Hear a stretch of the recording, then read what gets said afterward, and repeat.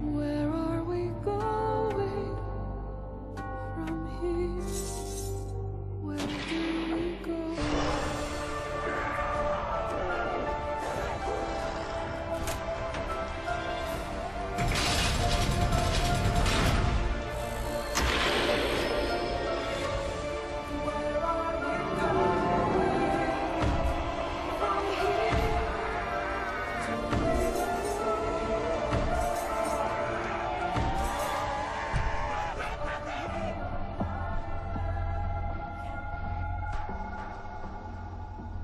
It was a challenge to try and capture something as iconic as Alcatraz. You know about this. This is arguably the most famous prison in the world, and now you're in it. Just the space, the physicality of it, because it's quite claustrophobic.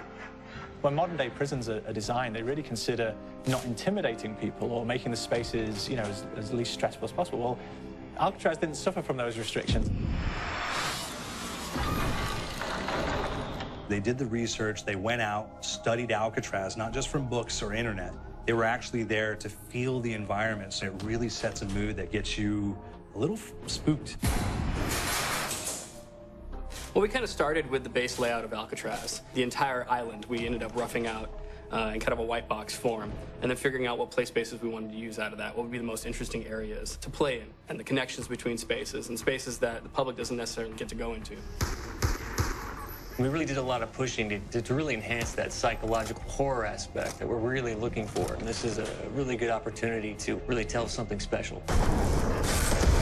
Like I got stuck right through the gates to hell! This time around, I feel like it's been identified that there are these side missions that you're going to go out and try to accomplish. Al and the rest of the groups put together this escape plan, but the point is to get the parts and assemble this plane so they can get off the island.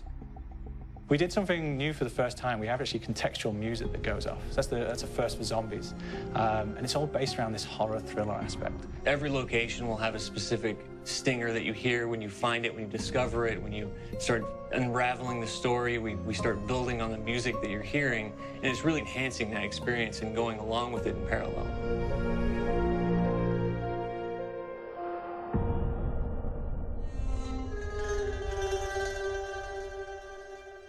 Because we wanted to embrace this kind of horror thriller element, we wanted character actors, guys who could really embody someone and then convey emotion. So that's why we went for guys like Ray Liotta, getting in that kind of guy, we wanted a frantic nature. So he plays a character called Billy Handsome, who's this kind of psychopath who would be employed by the mob to kill people in interesting ways.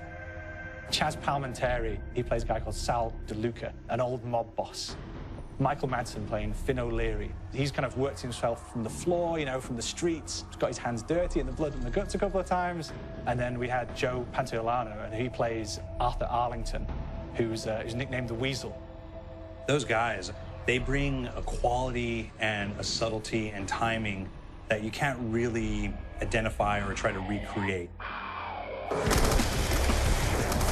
Bring it on, dirtbags! You start off in the afterlife mode, and that's just going to be what's going on. You're going to try to solve the mystery from the second you start. Afterlife, to me, brings a new element, like a new puzzle element. It forces me to think a little bit more or look for the clues or kind of think of zombies on a slightly deeper level. You see clues throughout the map that tell you, ooh, perhaps if I'm in the afterlife, I can interact with this object, or there's some puzzle going on here that I need to be in the afterlife. Back east, I whacked a dirty dentist with one of these. Took forever, too. Alcatraz has a Civil War kind of fort background before it turned into a penitentiary. And so we had this kind of backstory, the idea that the warden would have collected Civil War weaponry. And one of them is a blundergat. It's a fictional weapon, but the idea of the combination between a blunderbuss and a Gatling gun. And possibly, there might be a way of upgrading it to a more fantastical weapon that the players may find. You all gotta go sometime. You just went now. There's one main zombie, one big zombie that's going to come through and wreak havoc on your life. He'll lock down the perk machine, he'll close down the box, so you have to pay to get that open again, so you don't want him to interfere with your process. Now's a good time to pick a fight. Why you hurt me? It's a fun challenge. It keeps things moving forward. In terms of perks, we have a new perk called Electric Cherry.